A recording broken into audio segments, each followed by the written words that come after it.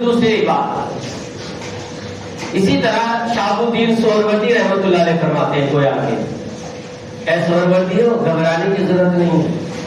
تمہارے اعمال اچھے نہیں ہے کوئی بات نہیں ہے، تمہارا کردار اچھا نہیں ہے کوئی بات نہیں ہے، تمہارا کریکٹر اچھا نہیں ہے کوئی بات نہیں ہے، تم گناہگار ہو کوئی بات نہیں ہے، لیکن ہم سے کنیکشن مضبوط کر لو،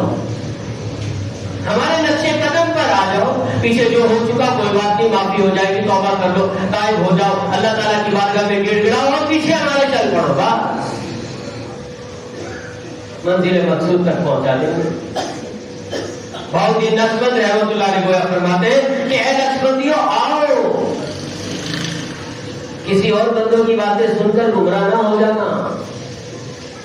میرے پیچھے پیچھے چلے آؤ، میرے ساتھ جڑ جاؤ، میں طاقتور ہوں، جنت میں لے جاؤں گا، پیچھے پیچھے چلے آؤ، جنت میں داخل کر دو، منزل مقصود تک پہنچا دوں گا۔ تو بہت سے آدم رضی اللہ تعالیٰ نے کہا تھی اور آپ کو کیا، آپ نے تو جملہ ایک ایسا ارشاد فرمایا، اگر کوئی شخص مسلمان ہو، عقیدت مند ہو، بزرگوں کا چاہنے والا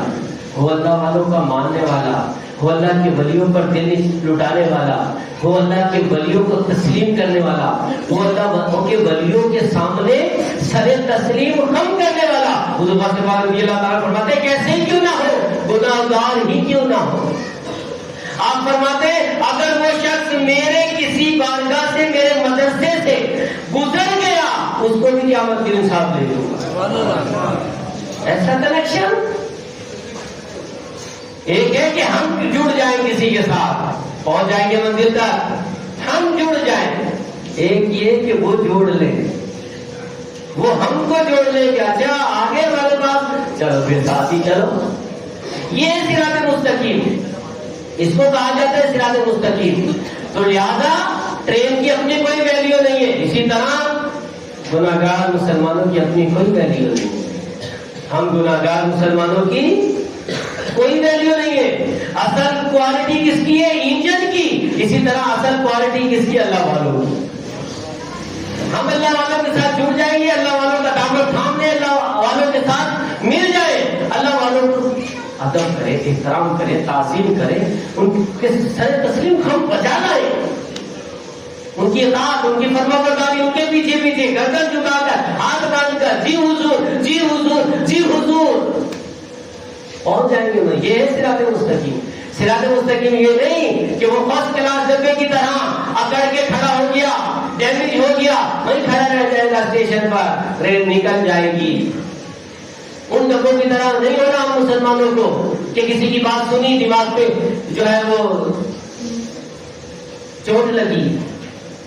ڈیمیج ہوا دماغ، اور وہیں کھڑا رہ گیا، اللہ والے نکال کے جنت میں لے گا، اور وہ وہیں کھڑا گمراہ بے دینوں کے ساتھ بھٹک رہا ہے، کولو کے بیل کی طرح، جس طرح کولو کا بیل ساری رات گھومتا رہتا ہے، تیل بنانے میں لگا رہتا ہے، ساری رات گھومتا اور سوچتا ہے میں نے بہت طویل سفر کر لیا، میں منزل پر پہنچنے والا ہوں، ساری رات گول گھومتا رہتا ہے کولو کے بیل۔ جب صبح اس کا مالک آگے اسے روکتا ہے، وہ سمجھتا ہے میں منزل پر پہنچ گیا ہوں، وہ سمجھتا ہے کہ میں منزل مقصود تک پہنچ چکا ہوں، صراط مستقیم پر چل کر منزل پا لیا میں نے، لیکن جیسے اس کی آنکھوں سے اس کا مالک پٹی کھولتا ہے، وہ کہتا ہے یہ کیا ہوا، میں تو یہیں کھڑے کا کھڑا رہ گیا۔ ارے اگر اللہ والوں کو چھوڑ کر، انبیاء علیہ السلام کو چھوڑ کر، صحابہ کرام کو چھوڑ کر، تابعین کو چھوڑ کر، تبع تابعین کو چھوڑ کر، بزرگان دین کو چھوڑ کر، صالحین کو چھوڑ کر، اولیاء کاملین کو چھوڑ کر، علماء حق اہل سنت کو چھوڑ کر اگر ہم ایک ہی جگہ کھڑے رہ گئے اور گول بھٹکتے رہے، کھڑے رہ جائیں گے اور اللہ والے اپنے مریدین کو لے کے جنت میں چلے جائیں گے۔ تو ہمیں کولو کا بیل نہیں بننا ہے، ہمیں وہ فرسٹ کلاس ڈبہ نہیں بننا ہے کہ جو ڈیمیج ہو جائے، نہ وہ تھرڈ کلاس ڈبہ بننا ہے جو ڈیمیج ہو جائے، ہمیں وہ ڈبے بننے ہیں جو اللہ والوں کے پیچھے چلتے رہے۔ یاد نہیں ہے آپ کو موسیٰ علیہ السلام کا واقعہ؟